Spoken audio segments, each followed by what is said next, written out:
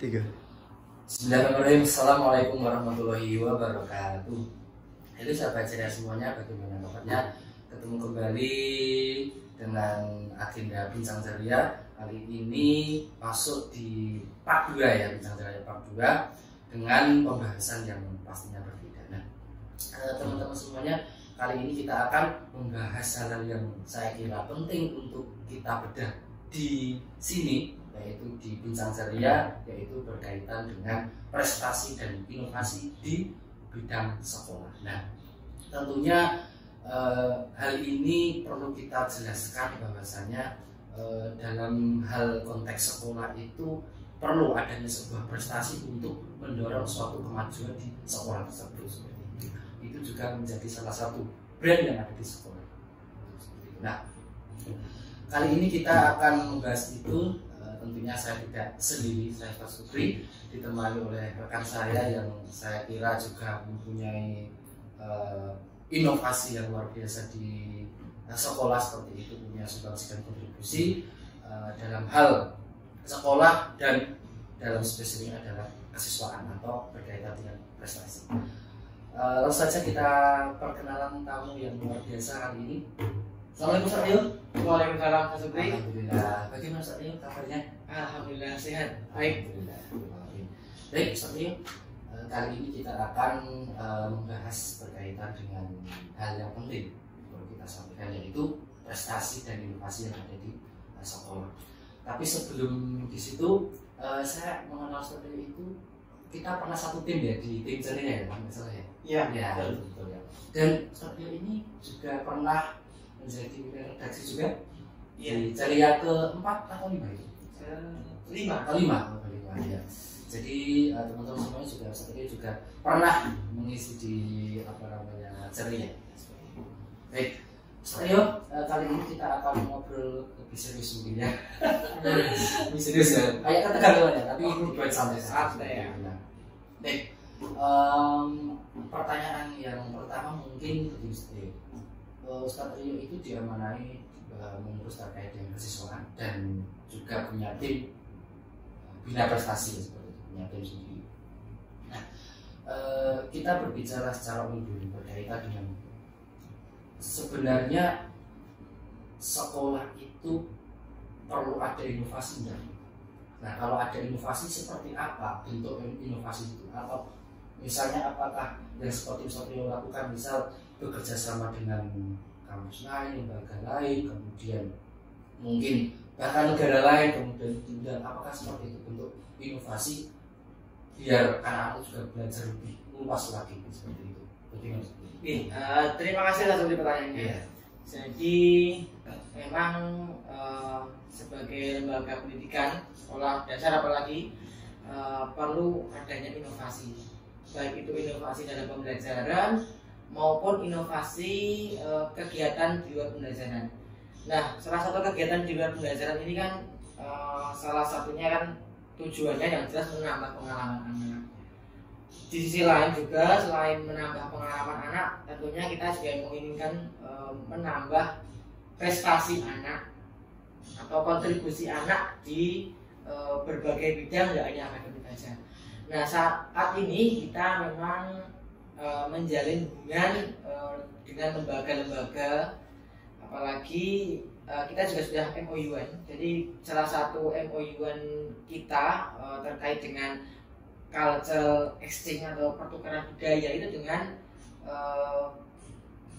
lembaga namanya Harapan, itu di Jepang. Jadi kita sudah melakukan 2 kali kegiatan, 2 sampai 3 kali. Jadi yang pertama itu kita mendatangkan langsung. Jadi yang dari Harapan itu, dari Jepang itu datang ke sini belajar ataupun saling bertukar budaya dengan siswa-siswi di BMK ini. Nah, apa aja yang kita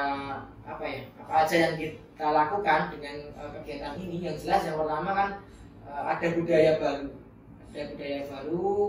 Transfer budaya antara budaya Jepang dengan budaya yang di sini, dengan keinginan ataupun dengan tujuan memang anak-anak bisa mengenal budaya apa aja yang ada di Jepang, budaya apa yang sekiranya belum ada di sini, atau mungkin budaya apa yang perlu ada di sini. Kan Jepang kan terkenal dengan kedisiplinannya, kebersihannya. Nah ini kita coba terapkan di sekolah kita dengan apa ya, bekerjasama dengan lembaga harapan aja Jepang. Nah di akhir bulan ini juga kita akan kerjasama dengan Jepang lagi dengan harapan itu, tapi virtual karena kondisinya belum bisa ke sini, maka tukar budayanya bisa lewat video gitu. Nah selain dengan lembaga Jepang, kita juga bekerjasama dengan apa ya, UMS, kemudian kayak teknik informatika, kemudian kedokteran gigi, dokter kecil, nah, itu kan termasuk juga kerjasama dengan lembaga lain. Jadi banyak lembaga yang memang kita ajak untuk bekerjasama, intinya sih menambah pengalaman anak. Selain itu juga sebisa mungkin dengan adanya kerjasama ini untuk meningkatkan mutu kualitas pendidikan di kita, juga selain itu juga untuk membranding sekolah. Ya, baik. Menanggapi tadi. Ya. Jadi ini ya, outputnya adalah bagaimana anak itu sudah bisa belajar hal yang baru seperti itu. Berarti kalau spesifik di Jepang itu lebih ke budaya apa ya, kultur sekolahnya seperti itu. Iya, kayak seperti itu. Betul. Dan apa yang kemudian sampaikan atau diajarkan oleh rekan-rekan Jepang itu memang berkaitan dengan apa ya, kayak iklim atau kultur yang ada di budaya mereka seperti ini loh, seperti itu. Itu biar anak-anak tuh biar mengetahui seperti apa sih sebenarnya itu iklim yang atau kultur yang ada di Jepang seperti itu ya. Spesifiknya adalah dalam lingkup sekolah seperti itu. Iya, betul. Terus kalau kerjasama dengan lembaga lain itu memang itu sudah program lama atau program terbaru ini atau seperti apa? Kalau sebenarnya memang kita nggak memberikan spesifik program untuk kerjasama dengan pihak lain. Jadi ketika memang kita butuhnya, kok saat ini butuhnya tentang pelatihan ini atau pelatihan dokter kecil atau pelatihan mengenai hal yang baru, itu kita memang ya ada yang terencana, ada yang spontan. Kayak misalkan besok kegiatan yang paling mungkin seru itu tanggal 8. Nanti teman-teman silahkan ditunggu apa kegiatan tanggal 8 itu. Salah satunya juga mengundang tamu dari luar. Insya Allah acaranya seru sekali teman-teman. Setelah kita PAS ini kan menguras pikiran, menguras tenaga, maka di jeda semester ini atau di meeting kelas ini akan ada tamu yang spesial yang insya Allah juga seru untuk dinikmati untuk semua anak-anak sebagai refreshing. Ya, termasuk ya ada bocoran tanggal 8, ingat ya, dilingkari makanya. Oke, Satrio, berarti intinya adalah misi Ustadz Rio itu juga adakah misalnya mungkin semester ini atau tahun ini menambah jumlah kerjasama dengan pihak lain atau harus stuck di situ aja di beberapa lembaga itu tadi? Yang jelas memang kita kan ya bisa mungkin dari hari ke hari lebih baik. Artinya memang kalau yang sekarang ini sudah bersama beberapa lembaga, ya syukur tahun depan bisa kita tambah lagi. Intinya memang karena fokus saya di kesiswaan, bagaimana memberikan fasilitas kepada siswa, bagaimana memberikan pengalaman yang baru kepada siswa, maka hal-hal yang baru pun harus kita berikan kepada siswa. Intinya ya harus ditambah. Iya. Sebagai jam terbang dan lebih ke eksistensi sekolah. Iya, betul. Secara luas begitu. Oke, Satrio. Mungkin ini ya, saya kira cukup jelas ya teman-teman ya berkaitan dengan beberapa inti atau hal terkait dengan inovasi. Nah, Satrio, kita akan sedikit banyak membahas terkait dengan prestasi. Prestasi ini saya kira subjektif saya adalah hal yang krusial di dalam sekolah, karena dengan semakin tambah banyaknya medali pundi-pundi juara ataupun medali, terus kemudian itu bisa dalam artian bisa mengenalkan lebih luas lagi bahwa mereka itu ternyata banyak sekali yang berprestasi seperti itu. Nah, sebenarnya pertanyaan saya adalah apakah prestasi itu menjadi faktor utama dalam prestasi atau brand sekolah? Menyinggung brand atau branding. Kalau brand kan emang barangnya. Kalau branding adalah kegiatan untuk mempromosikan. Ada faktor-faktor yang sebagai penunjang branding sekolah. Salah satunya adalah memang prestasi.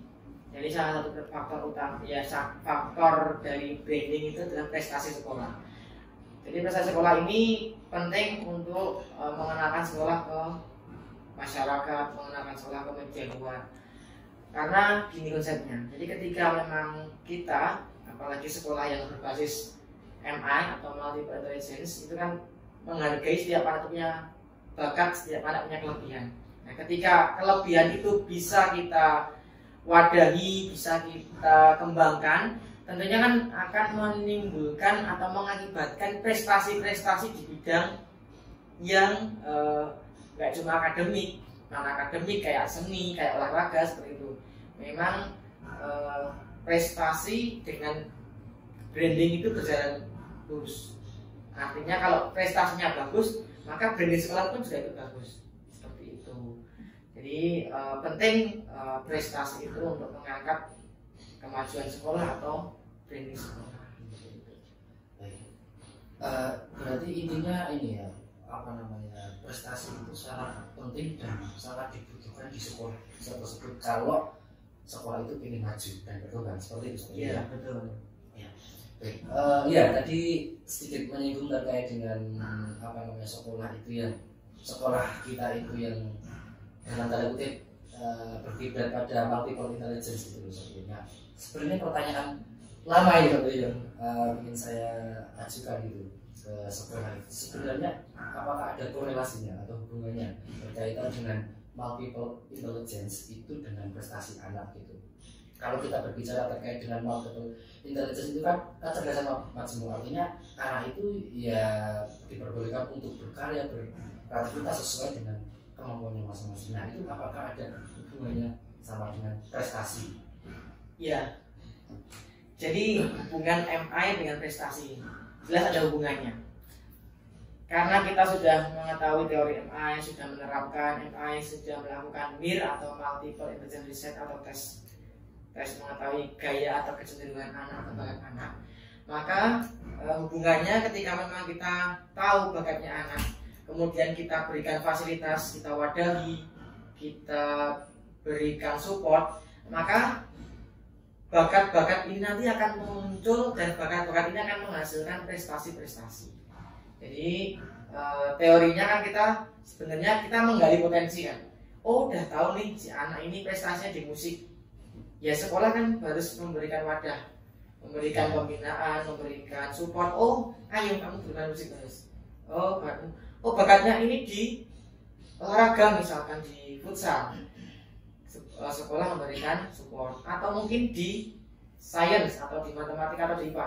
Ya sekolah karena dia tahu bakatnya anak, kita berikan pendampingan, kita berikan pelatihan bagaimana bakat ini bisa dibina, bakat ini bisa dikembangkan sehingga anak akan mendapatkan prestasi sesuai dengan bakat yang ada.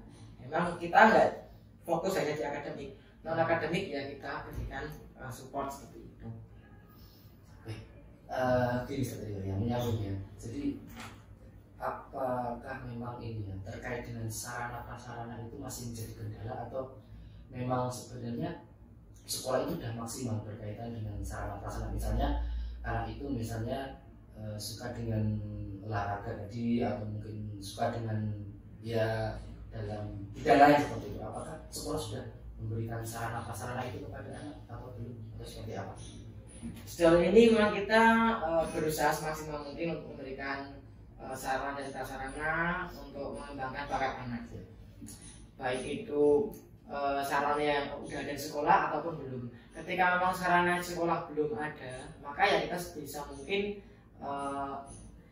keluar untuk memberikan fasilitas yang ada, misalkan melalui sewa atau melalui dengan kerjasama di lembaga lain yang sudah memiliki sarana yang lebih bagus. Maka intinya sekolah saat ini ya berusaha semaksimal mungkin untuk memberikan sarana dan prasarana untuk mendukung bakat minatnya anak. Jadi tidak hanya spesifik sarana di sekolah, maksudnya bisa di luar dan di sekolah juga bertanggung jawab atas itu ya, seperti itu ya. Betul, seperti itu. Oke, kemudian gini Ustaz, yang perlu saya gali kembali adalah sebenarnya kegiatan penunjang untuk menggali sebuah prestasi anak di bidang tertentu apa. Misal kayak dulu itu ada namanya MIPK Gugaling, itu kan ajang mencari bakat. Nah, apakah hal seperti itu yang kemudian anak itu kita bisa mengerti gitu, kita tahu bahwasanya anak itu ternyata di bakatnya ini di misalnya di akademik atau non akademik atau seperti apa. Iya, jadi kan terusannya seperti ini sebenarnya. Ketika anak sudah mengetahui hasil mirnya, cenderungnya apa, orang tua dan guru bisa mensupport anak lewat bakat minatnya. Nah, sekolah selain dari hasil mir kan juga biasanya kita dalam mengembangkan bakat minatnya anak, apalagi mengenal mencapai prestasi yang diinginkan, sekolah akan memberikan program yang namanya MIPK Gugaling itu. Jadi sejenis perlombaan tapi internal, atau boleh dikatakan juga seleksi internal dari kita yang mencakup ketiga bidang. Ada bidang akademik, ada bidang seni, ada bidang juga olahraga. Dari MIPK Gugaling ini kan nanti kan kita ketahui kan siapa pemenangnya, siapa yang punya kemampuan di bidang ini. Dari hal itu nanti kita akan melakukan pendampingan lebih mendalam. Artinya ketika memang ada lomba, ya biasanya lebih intensif latihannya. Lewat apa ya tadi jaring, atau kita kan gambarannya kan kita menangkap ikan menjaring. Oh ternyata yang suka seni itu segini loh, yang suka musik tuh ini aja anaknya, atau yang suka matematika ada anak ini aja. Jadi ketika kita sudah tahu bakatnya minat anak, tinggal kita memberikan pendalaman ataupun kan atau apa ya, memuas bahasa lainnya. Jadi kita bakatnya itu kita kembangkan sehingga nanti ketika ada lomba-lomba kita tinggal mengambil dari hasil yang sudah dibina itu tadi.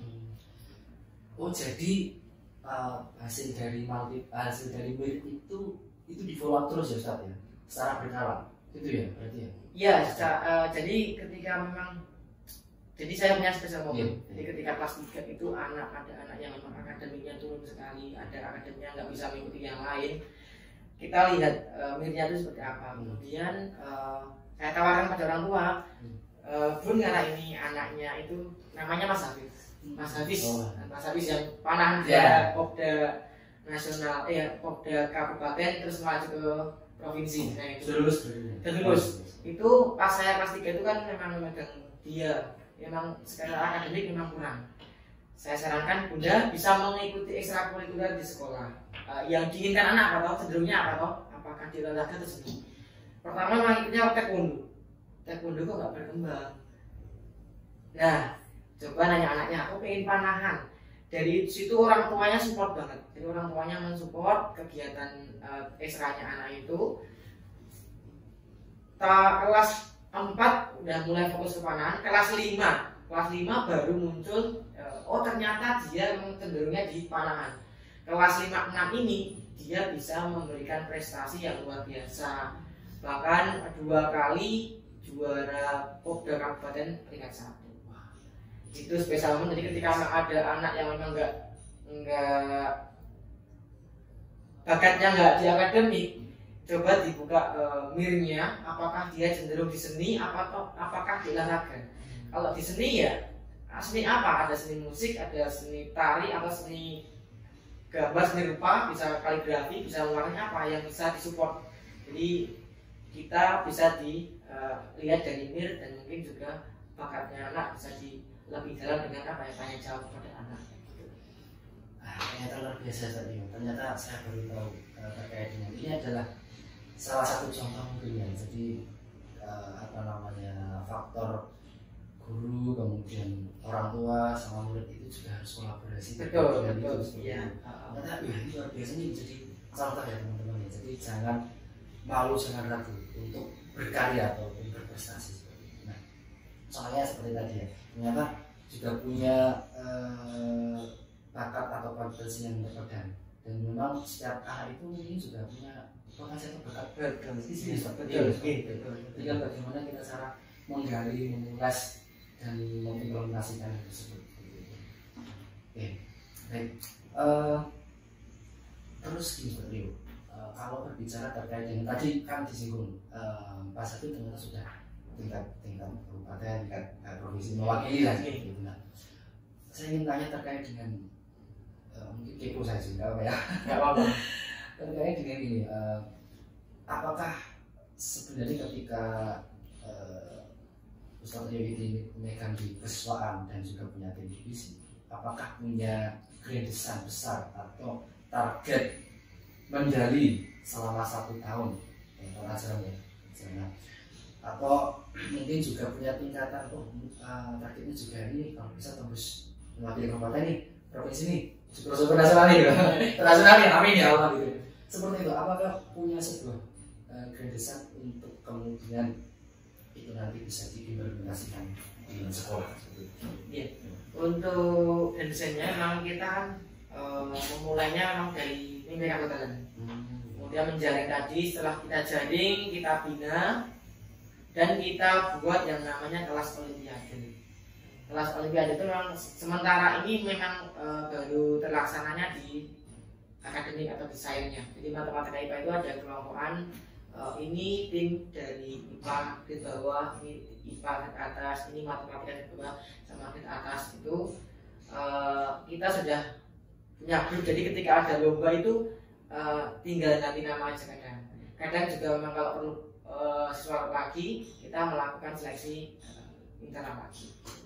Kemudian untuk targetnya, jadi tahun 2018-19 itu saya menuliskan di prokernya Bina Prestasi, itu target saya 100 medali atau piala selama 1 tahun, dan target itu tercapai di tahun 2019. Jadi sebelum pandemi itu kita tercapai, itu 1 tahun kita mendapatkan 119 medali atau piala. Lalu setelah itu pandemi memang nggak banyak event, tidak banyak lomba yang diadakan. Jadi memang kita prestasinya ya hanya di akademik karena biasanya kan lomba online. Baru 2 tahun pandemi 2 tahun itu belum mencapai target karena memang nggak banyak event. Kemudian di tahun ini, nah kita juga menargetkan sebisa mungkin minimal 100 medali atau piala untuk IPK di tahun ini. Selain itu memang kita kan biasanya ada lomba yang bersifat nasional ataupun internasional. Sifatnya internasional yang kita ikutin baru di sains, jadi di matematika dan IPA itu sudah kita ikutin untuk level-level internasional gitu. Untuk yang olahraga dan seni ya kita maksimalkan di tingkat kabupaten, kemudian kalau bisa provinsi atau nasional. Biasanya yang lewat Popda, kalau yang olahraga itu bisa. Berarti tetap punya target spesifik ya, Ya. konkret ya, tidak hanya spesifik saja Ya. gitu. Luar biasa. Ya semoga target itu bisa tercapai seperti itu. Amin. Sebenarnya sama gini tadi. Sebenarnya adakah sebuah hambatan atau kesulitan ketika mungkin teman-teman rekan tim jenengan itu berupaya keras untuk kemudian memberikan pembelajaran atau pengajaran seperti itu. Misal kan lomba itu ada yang tim, ada yang individual gitu. Iya. Kalau individual otomatis ya beberapa hal gitu. Kalau satu tim ini kan juga harus mengkoordinasi. Misalnya kayak kemarin tim futsal juga luar biasa, ternyata kita juga luar biasa, jadi juara. Ya, itu kan juga tim gitu. Artinya kan lebih betul-betul bagaimana apa ya, satu persatu anak itu harus dikuatkan gitu loh, karena tim gitu loh. Nah, adakah kesulitan untuk kemudian berproses gitu loh, dari bawah, apa kendala atau kesulitan? Kendala yang pertama memang untuk yang individual itu sementara memang kendalanya ya belum nampak sih, artinya memang kalau yang individu kan ada kawan ini contohnya ke matematika atau ke IPA, tapi kalau yang individual terkadang anak merasa bosan. Jadi ketika saya matematika terus dari kelas 1 sampai kelas 6 kok matematika terus, jadi gitu. Satrio, kita tadi sudah membahas banyak hal ya, termasuk terkait dengan bagaimana ada kendala mungkin hambatan terkait dengan lomba baik individu maupun tim seperti itu. Jadi memang ya nano-nano seperti itu. Yeah. Baik, saya juga ingin ini tanya terkait dengan sebenarnya apa sih bentuk reward dari sekolah itu? Apakah ada bentuk reward spesifik, misalnya ada sebuah dibahas oleh di sekolah, misal kalau mewakili tingkat kecamatan, tingkat kabupaten, prestasi itu ada reward itu bagi anak, tentunya ada bonus juga kalau juara, dan juga bagi pelatih, karena saya kira tim pelatih itu juga sangat berjasa seperti itu. Bahkan saya juga pernah mengetahui secara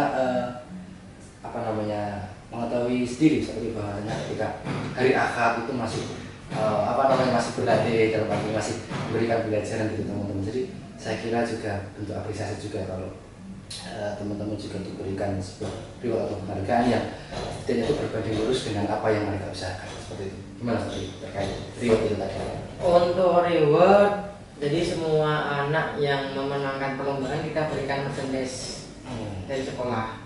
Kemudian untuk cabang-cabang tertentu yang memang berjenjang itu seleksi pertama lolos kecamatan, terus kabupaten, kemudian provinsi. Yang berjenjang itu memang ada reward itu uang, tapi biasanya memang potongan SPP.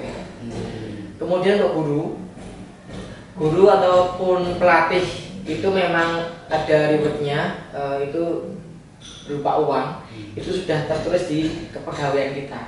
Jadi ketika juara 3 tingkat kecamatan itu rewardnya berapa, sampai juara 1 provinsi atau mungkin nasional, itu udah ada tertulis di kepegawaian kita. Kalau itu yang lombanya yang berjenjang, maksudnya bertingkat ya. Untuk lomba yang nggak berjenjang, ketika itu lomba yang nggak berjenjang itu ketika sekali tanding udah selesai, nggak ada tingkatan lain, itu juga sudah ada rewardnya. Itu tertulis di kesiswaan atau khususnya di aturan bina prestasi kita. Jadi untuk pelatih ataupun pembina ada rewardnya, untuk siswa juga ada. Jadi tetap ini ya, sekolah betul-betul memperhatikan dan support penuh gitu ya, karena memang saya kira kerja kerasnya juga harus berbanding lurus dengan apa yang mereka usahakan dan mereka terima seperti itu. Betul. Oke, sedikit tadi terkait dengan reward itu tadi. Nah, apakah memang saya tuh ingin juga tahu, mungkin seperti pernah dicurhati kepada salah dua orang tua yang anaknya berprestasi, apa responnya secara umumnya atas? Jadi orang tua yang jelas, orang tua itu pertama senang ketika anaknya diberikan lomba. Karena pertama senang. Kenapa? Karena menambah pengalaman, menambah syukur-syukur ada berprestasi. Karena prestasi ini juga nantinya akan kembali ke anak. Jadi ketika sudah lulus SD, sertifikat ataupun prestasi ini sangat dibutuhkan ketika memang untuk tingkat jenjang, misalkan untuk mendaftar SMP favorit, itu memang biasanya ada poinnya gitu. Yang kedua, ketika anak itu kan memang biasanya kita kan setelah lomba senang-senang, yuk kita kemana makan bareng-bareng kayak gitu kan, yang sebenarnya nggak seberapa sih uang yang dikeluarkan untuk memberikan makan bareng itu. Cuman momennya kumpul sama teman-teman setelah lomba, bisa cerita, bisa tertawa-tertawa, sharing-sharing. Jadi memang momen yang inilah yang biasanya anak-anak suka itu ya, bisa kumpul sama teman-teman di luar sekolah. Jadi nggak melulu sekolah itu di kelas, belajar pun juga bisa di luar gitu. Jadi memberikan momen, memberikan apa ya, pengalaman tadi itu udah seneng. Apalagi ketika sekolah memberikan reward walaupun nggak seberapa ya, sebuah apresiasi kepada anak itu juga luar biasa. Orang tua saat ini memang senang ketika anak itu diberikan perhatian oleh sekolah. Jadi orang tua juga mensupport penuh kan? Iya betul. Jadi orang tua tidak melihat hasilnya seperti ya? Iya. Proses latihan sudah masuk dulu ikut lomba itu alhamdulillah. Alhamdulillah senang. Apalagi mendapatkan tali, itu lebih alhamdulillah lagi gitu. Iya betul. Gitu ya. Karena memang betul Satrio, saya tuh juga ini pengalaman dari anak baru daftar aja orang tua sudah senang, apalagi kemudian udah juara gitu. Yeah. Kebetulan juara, jadi ada semangat yang lebih dan akan meningkat, dan itu nanti efeknya adalah tidak hanya di apa yang dilombakan itu tadi, tetapi ke akademik, misalnya semangat belajar itu kan betul-betul menjadi stimulus tersendiri seperti itu. Jadi memang betul sekali bahwa memang sekolah harus menjunjung tinggi terkait dengan penghargaan atau reward yang mereka upayakan. Betul. Jadi selain rewardnya itu tadi juga kita bina reward ke nilai. Oh, jadi kan siswa itu kan meninggalkan jam pelajaran. Oh. Jadi biasanya memang kita memberikan kelonggaran tugas, selain itu juga memberikan nilai plus di bidang anak yang dilombakan. Contoh misalkan di lomba matematika, pasti ada nilai plus yang didapatkan anak itu. Jadi penambah nilai atau apa emang itu sudah aturan di BISI ada. Jadi ketika anak itu mewakili lomba, maka minimal di bidang itu nilainya harus bagus. Karena walaupun anak itu misalnya meninggalkan ulangan dan juga itu harus diberikan kemudahan untuk tugas penggantinya apa. Gitu. Memang karena siswa sudah mewakili sekolah dan membawa nama sekolah, maka bagaimana mungkin ya sekolah kok nggak memberikan apresiasi yang lebih. Gitu Pak Sumi. Ya. Berarti juga di samping sisi lainnya adalah juga terkait dengan nilai itu juga sebagai bentuk penghargaan juga ya. Meskipun itu dalam hal baru masuk atau juara seperti apa? Jadi kalau memang hanya mengikuti aja, ada tambahan poin ya, ada kriterianya. Apalagi sudah menjuarai, nah itu mungkin tambah poin juga lebih tinggi. Ya, baik. Intinya adalah sekolah harus penuh terkait dengan perlombaan atau kejuaraan yang telah diikuti.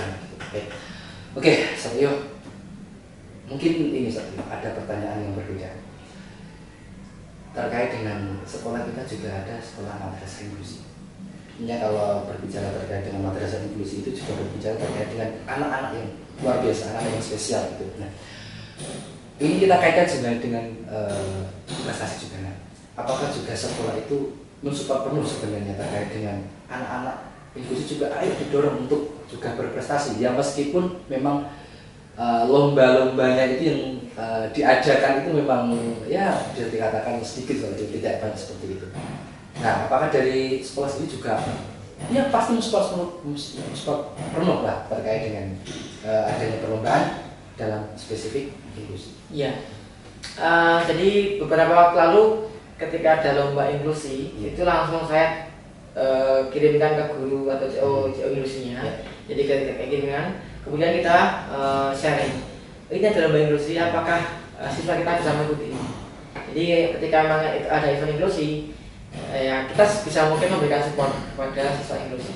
Di sisi lain juga kemarin kan memang di tim inklusi kan sudah ada pantomim ya, memang ada event atau ada event, memang ada rutin latihannya. Itu sebenarnya salah satu support kita juga memberikan fasilitas pada siswa inklusi agar bisa berekspresi, bisa mengeluarkan bakatnya gitu. Pun misalkan nanti dari pihak inklusi kok ada event apa, bisa langsung menjawab saya nanti, ada event ini kita pengen ikut lomba ini. Insya Allah sekolah sebisa mungkin juga mensupport untuk siswa inklusi, apalagi kita akan terkenal dengan madrasah inklusi seperti itu, Ustaz. Artinya sekolah betul membuka pintu selebar-lebarnya bagi siswa-siswa inklusi yang ingin maju lomba ingin berprestasi seperti Iya. itu ya. Ya, karena memang butuh sport yang penuh Ustaz. Iya, betul Ustaz. Harus luar biasa karena mereka juga perlu Iya. diberikan sebuah hak ini, kesetaraan seperti itu. Nah, Ustaz Tio, kita sudah banyak membahas terkait dengan apa tadi ya, kalau ngidul ya, ternyata luar biasa ya. Ada pembahasan yang begitu menarik dan ada pembahasan yang ternyata belum pernah dibahas. Ya, makanya ini nanti loh, tujuan dari podcast yang kita adakan itu bincang ceria seperti itu. Jadi memberikan edukasi kepada semua, bahkan tidak hanya kepada orang tua tapi juga anak, juga guru semuanya. Jadi ayo mari kita sama-sama untuk memajukan sekolah kita dengan mungkin kemampuan, bakat, minat dan lain sebagainya itu. Nah, Satrio, mungkin terakhir monggo bisa memberikan sepatah dua kata terkait dengan saran atau support untuk anak-anak sahabat Ceria, tentunya juga banyak yang menonton seperti itu. Jadi berikan spirit, semangat, motivasi untuk supaya bisa lebih semangat dalam belajar, dalam berkarya, dalam berprestasi dan sebagainya. Iya. Mungkin ini sarannya untuk anak dan orang tua. Iya. Yang pertama untuk anak. Jadi anak-anak semuanya apa yang kalian suka, tentunya di bidang yang positif, entah itu seni, entah itu olahraga, entah itu akademik, terus lakukanlah. Jadi misalkan kalian sukanya di seni, ya lakukan itu. Maka insya Allah dengan melakukan apa yang kalian suka, secara tidak langsung juga kalian sudah memoles bakat kalian sendiri. Kemudian untuk anakku semuanya nggak usah nggak usah mengikuti teman-temannya. Jadi ketika kamu sukanya di seni, kok teman-temannya sukanya olahraga atau futsal, kamu jangan mengikuti temanmu karena bakatmu tuh beda. Kamu tuh ya memang kalau punya passionnya di seni ya seni. Kalau temanmu di futsal ya nggak apa-apa. Jadi bakat anak kan beda-beda. Jadi ketika kamu yang suka yang di bidang seni ya lakukan itu. Terus kemudian untuk orang tua memang orang tua sedikit tahu sudah mengetahui mirnya anak seperti apa, bakatnya di mana. Maka sebisa mungkin mensupport apa sih yang diinginkan anak, apa sih yang disuka anak. Nah, selain itu biasanya orang tua itu misalkan anaknya itu nggak suka matematika, dia sukanya hanya gambar, maka yang dilesin adalah yang matematikanya. Kenapa? Biar matematikanya bisa. Padahal secara nggak langsung dengan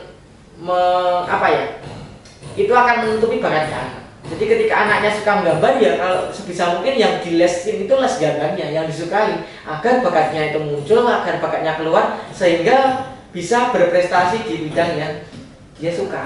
Kayak gitu. Jadi intinya orang tua supportlah bakatnya anak di mana, nggak melulu pinter itu matematikanya 100, nggak melulu pinter itu IPA-nya 100. Pinter itu ketika bakatnya anak itu tahu mana dan disupport, maka seperti slogan kita kan, every child is star, jadi panjang bintang. Pasti kalau nggak di akademik bisa di seninya, bisa di olahraganya. Itu mungkin closing dari saya, every child is star. Ya. Baik, terima kasih Pak Trio. Jadi banyak sekali ya, saya tidak bisa menyimpulkan, intinya banyak sekali hal-hal yang kemudian kita bedah di sini berkaitan dengan prestasi anak, kemudian inovasi sekolah dan lain sebagainya. Ya, baik teman-teman, ini semoga menjadi tontonan yang menarik. Kemudian tidak hanya tontonan yang menarik juga, tapi juga mengedukasi kita semuanya ya berkaitan dengan apa yang kita bahas pada kali ini. Ya, jangan lupa tonton sampai selesai bincang ceria ini ya, yang sebentar lagi kita akan rilis juga. Ya, sekali lagi terima kasih Ustaz atas waktunya yang saya kira meluangkan waktunya untuk acara ini. Siap. Oke. Sehat selalu Satrio. Amin. Mari kita berinovasi dan berkemajuan dalam sekolah ini. Iya. Ya, oke. Oke, teman-teman, tentu saja dari kami bila ada suatu hal yang keliru atau salah, mohon maaf. Sekali lagi Wassalamualaikum warahmatullahi wabarakatuh. Dadah.